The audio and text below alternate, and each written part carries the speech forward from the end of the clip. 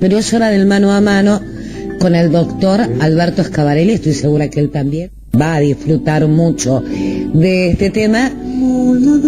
¿De qué vamos a hablar? De aquellas grandes cosas y también de las pequeñas cosas que hacen a nuestra vida cotidiana.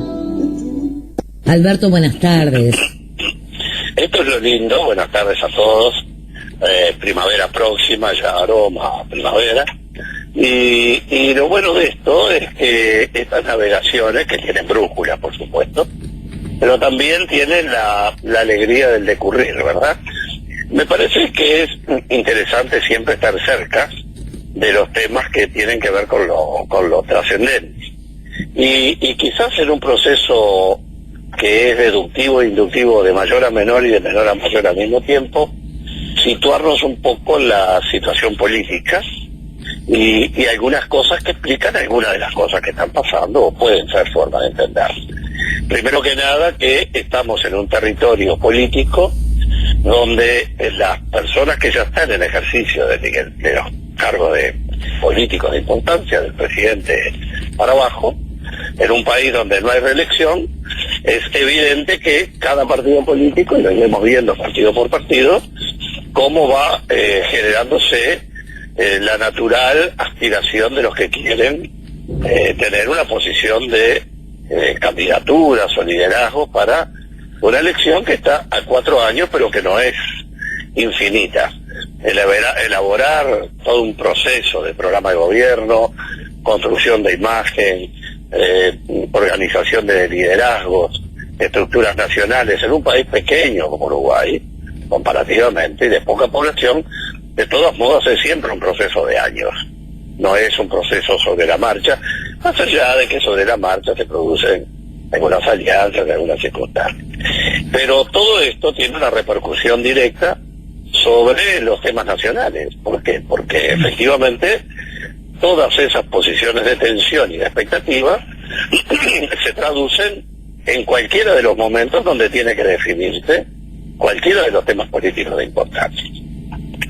Yendo a esto, quería hacer algún comentario sobre la ley de presupuestos que tenemos entre manos, lo que va a ser el proceso de la LUC, porque además eso fue una operación de ingeniería política inteligente. ¿Se acuerdan que hablamos?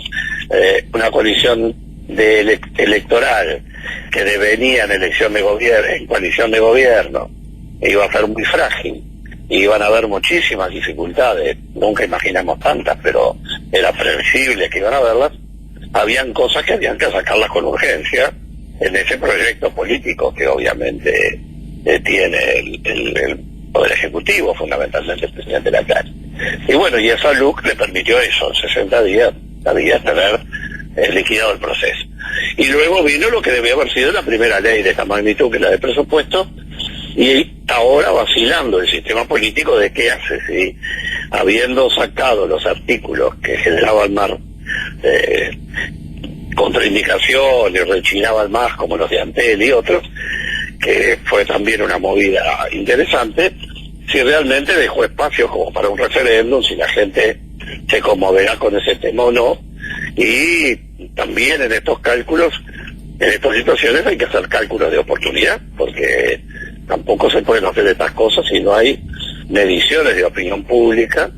Una cosa es una acción social y sindical, pero desde el punto de vista político, todos nos tenemos que medir con cierto horizonte para dónde vamos.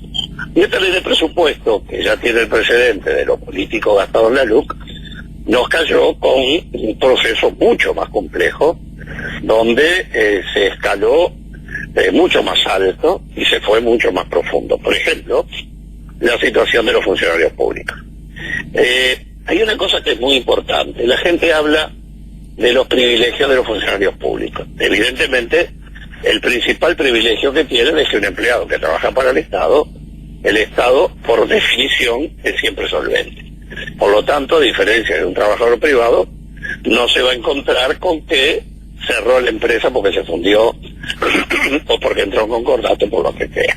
Siempre va a tener un patrón que imprimirá dinero y le pagará lo que sea, mucho o poco, todos los meses. En la seguridad, sin ninguna duda. Luego, que para para destituirlos por ineptitud, condición o delito, los cerca de 20.000 individuos que son los únicos que tienen ese beneficio en la administración central, son muy pocos, es decir, son los presupuestados. Bueno, esos individuos tienen que ser restituidos con una venia del Parlamento que se dan todas. Todo lo que la Comisión Nacional de Servicio Civil vota para ser destituidos, informa que hay que destituir. En el periodo mío yo no vi ninguno que no se destituyera por el Senado, que no se diera la ley. Pero ahora, esa estabilidad, ¿por qué era importante? Porque uno ve en otros países con menor cultura política que el Estado se transforma a través de su burocracia en un instrumento de persecución administrativa de opositores, de gente que critica, inspecciones enviadas intencionalmente. Es decir, el Estado es muy poderoso cuando se quiere ejercer bien y cuando se quiere ejercer mal. Hay países que tengo ejemplos infinitos, sobre todo en algunos países que hacen uso y abuso de esos sistemas, en Centroamérica, por ejemplo. ¿Por qué al empleado público hay que tenerlo bajo un estatuto muy sólido y muy cuidadoso? Porque necesitamos que el empleado público le pueda decir al jerarca: eso que usted me está pidiendo no se puede hacer. Para no entrar a hablar ni del acoso, yo tiemblo con los contratos a la gente joven, que para renovarlos tienen que tener el consentimiento del jerarca, y después nos vienen los temas de los acosos y todo lo demás, porque la gente tiene un compromiso asumido, y si se encuentran con un inescrupuloso, tenemos ahí una fuente que pocas veces se habla, pero que existe, y existió mucho antes en volúmenes importantes, de el abuso que se lograba a través de la gente que tenía que seguir viviendo, y la presión era terrible. Entonces, una doble garantía de que el funcionario público tiene esa situación. Pero ahora, en la ley de presupuesto, aunque no haya cometido delito, aunque no sea un inepto, y aunque no sea alguien que deja de hacer lo que tiene que hacer por omisión, surgen nuevas causales de destitución en las que el funcionario no tiene nada que ver. Por ejemplo, como lo que se crea ahora es la filosofía de la reestructura horizontal, todas al mismo tiempo. Servicio Civil, en el periodo pasado, el doctor Vázquez, que estábamos a cargo, hicimos casi 40 reestructuras de distintos organismos del Estado, incluso a pedido de algunas intendencias y juntas departamentales, y algunos organismos con autonomía, como la Corte Electoral, por ejemplo. Y fueron reestructuras acordadas con los sindicatos, hechas por los organismos, aprobadas por los organismos y elaboradas por los técnicos del Servicio Civil, que sin duda gente de una enorme capacidad. Bueno, ¿eso qué significaba? Que como el Estado no se puede anestesiar, uno no puede decir paramos el Estado y lo retocamos y le hacemos la cirugía estética. Bueno, ese es el sistema de progresividad, la reforma, que es lo que uno puede hacer.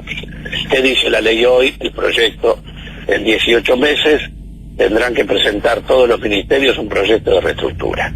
El proyecto de reestructura no puede salir más caro que lo que existe actualmente, y podrán suprimirse áreas de servicios que se están prestando ahora, fusionarse o cambiarse. No poder crecer, obviamente. O sea que muchos de los servicios que ya el Estado se va a retirar, como habíamos dicho, y se tercerizarán, o vaya a saber qué es lo que se hace, digo, ¿verdad? Muy bien. Entonces, se reestructura y se dice el área X va a dejar de existir. Y el área X tiene trabajadores públicos que entraron por concurso, hicieron todo su esfuerzo allí dentro. Al mismo tiempo nos hablan de la carrera, ¿verdad? Pero resulta que pueden quedarse sin pista para poder cargar la carrera. Entonces, se decide que el área X no va a estar. Muy bien. Si el área X no va a estar, a esas personas que trabajan ahí, en un año hay que colocarlas en otro lado. Bueno, a mí dejar al día que no hubiera gente por redistribuir, en condiciones de ser redistribuida como lo dejamos limpio, porque lo único que quedó sin redistribuir fue la gente que vive en lugares donde están a distancia de lugares públicos que no tienen forma de acceder porque son determinados kilómetros de distancia. Pero después dejamos todos, y los que quedaban pendientes los incorporé a servicio civil, y ahora escucho decir muy graciosamente que esos 40 puestos que dejamos a servicio civil para que quien siguiera pudiera llamar, concursos al ingreso con los cargos ya obtenidos con sueldo incluido, se toma como misión, cuando en realidad hicimos 37 concursos de ascenso. En fin, no quiero entrar en el revisionismo. Pero a lo que vamos es que, ¿cuál es la nueva causal? Habíamos dicho 18 meses proyecto de reestructura, lo aprueban, en realidad es la CARO, porque aunque no la quieran nombrar, es Economía, OPP, Servicio Civil, y se toma la decisión de si está bien o mal la reestructura sin mayores costos. Obviamente que seguramente va a ser reductora, porque no tienen forma de no hacer crecer una estructura, en la mayoría de los casos en materia de costos. Se suprimirán tareas que se cumplirán por tercerización o no se tratarán, y en definitiva queda gente del sector X en banda. Esa gente durante un año va a ser ofrecida. No todos los organismos precisan a esa gente, y puede pasar que no tengan destino a los funcionarios. ¿Qué sucede ahí? Ese funcionario, presupuestado o no, de carrera garantizada, con un ingreso por concurso, todo lo que cumplió, bueno, si en un año no lo colocaron, le van a hacer un curso de adaptación, un curso de preparación para astronauta. Y si después del curso lo pierde, bueno, allí si lo perdió, no recuerdo, creo que son 2 veces, pierde la condición de funcionario público. Y queda en la calle con una indemnización como si fuera una empresa privada. Ahora, ¿quién decide los que se adaptan y los que no se adaptan? ¿Quién decide los que tienen que hacer el curso para recuperar su condición o adaptarse a la nueva condición? Es un tema delicadísimo que yo no entiendo cómo todavía no ha levantado Polvareda. No es que me guste que haya Polvareda, pero hay derechos que afectan la garantía de nosotros los ciudadanos, los que necesitamos una burocracia fuerte y sana que nos dé la garantía de que no estemos expuestos, no me refiero a este gobierno, me refiero en general a la como que dijo Artigas, la veleidad de los hombres, a la veleidosa probidad de los hombres. Eso me parece muy importante, que haya garantías, y esas garantías no pueden ser que se pierda la función pública. Y hablando de función pública, queremos recordar que en lo que fue toda la gestión de servicio civil del presidio de Tabaré Vázquez, fue considerado el proyecto modelo en América Latina por el Centro Latinoamericano de Administración para el Desarrollo, con gran reconocimiento en la OCDE, y dejamos una estructura altamente tecnificada. Y cuando oigo decir que no se sabe qué capacidades, qué experiencias y qué aptitudes tienen los funcionarios públicos, quiero recordar que 5 de los 13 ministerios, porque ahora van a haber 14, más presidencia, ya tienen completo el legajo electrónico, que no solo lo creamos, sino que además ya está cargado en 5 ministerios con todos los escalafones técnicos y profesionales, y no estoy seguro si se están cargando los ministerios que quedan. Es apretar una tecla, hablando muy simplemente, muy simplificadamente, para poder saber qué gente tenemos con qué aptitud para cada cosa. Así que vamos a ir rectificando esos discursos, porque se está dando la sensación de tierra arrasada, cuando en realidad quedó todo pronto con el sistema de equipamiento más sofisticado. Hoy tenemos, la gente marca ingreso en un ministerio, y esa huella digital que marcó en instantes está en el SGH, en el Sistema de Gestión Humana de Servicio Civil, con todo un programa de control de licencias, presentismos, ausencias, que no estoy seguro que está pasando con él. Así que, en definitiva, hay mucho para hablar, pero hay que tener mucho cuidado que no terminemos, queriendo o sin querer, debilitando garantías, y la burocracia bien entendida, la función pública, porque hay terrorismo de Estado que ya vivimos, pero también hay un poder del Estado que puede resultar aplastante cuando uno no tiene un interlocutor con el quien plantear en un mostrador las cosas como son, porque de pronto eso es tan terrible para alguien como una violación esencial de derechos humanos. No las puedo equiparar, pero el dolor humano de una persona al que la administración lo aplasta es enorme, y la reparación que le puede dar un tribunal de lo contencioso administrativo 5 años después, seguramente muchas veces lo viven más los sucesores que el mismo, ¿no? En fin, son los temas para ir pensando en estos días, querida Cris. Y en realidad tú entendés que el Estado está tan pesado como se nos dice. Bueno, yo creo que es una cosa tan lógica esto, es tan elemental que parece mentira que nos dé tanto trabajo. Se necesita tanta gente como tareas que haya que cumplir, ¿verdad? Uh-huh. Si yo hago un cálculo y digo, en Nueva York hay un 20% de los habitantes que se dedican a la construcción, hay un 5% que se dedica a la construcción, y en Dubái hay un 30%. Y bueno, si hay lugares donde se está construyendo, se necesita más gente. Si hay lugares donde no se está construyendo tanto, se necesita menos. ¿Cuáles roles va a cumplir el Estado? Si el Estado comienza a retirarse de ciertas funciones, aún sin llegar a estar ausente, si empieza a achicar el acercamiento en los servicios sociales, si los bancos van a empezar a utilizar las redes de pago privadas pagando comisiones y cerrando sucursales, bueno, es evidente que uno necesita muchísimo menos gente. Es decir, el sistema de la reducción tiene como consecuencia el excedente. Ahora, si uno tiene un Estado con una filosofía como la que tuvimos en los que pensamos en un republicanismo social-solidario, bueno, eso está claro que requiere gente trabajando, y en todos lados puede haber uno más, uno menos que sacar, pero no la cantidad significativa que vaya a mover la aguja de lo que es el déficit del Estado. Que hay gente que sola, no se olviden que la población laboral pública uruguaya está muy envejecida, es decir, está muy próxima a la edad de jubilación, y los que se están cerca, como está en riesgo que aumente la edad, se están jubilando precipitadamente.